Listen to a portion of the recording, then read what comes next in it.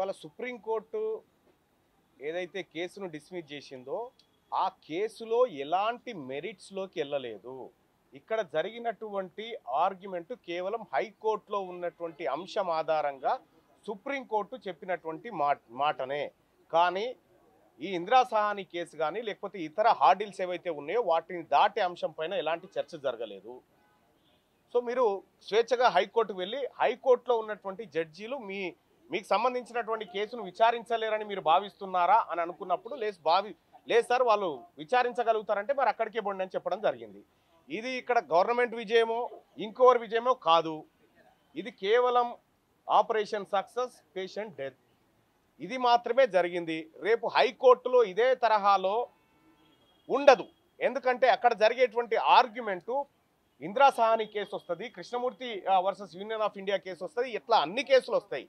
కాబట్టి ఇక్కడ రాష్ట్ర ప్రభుత్వం విన్ అయిందనో ఇంకోటని కాదు.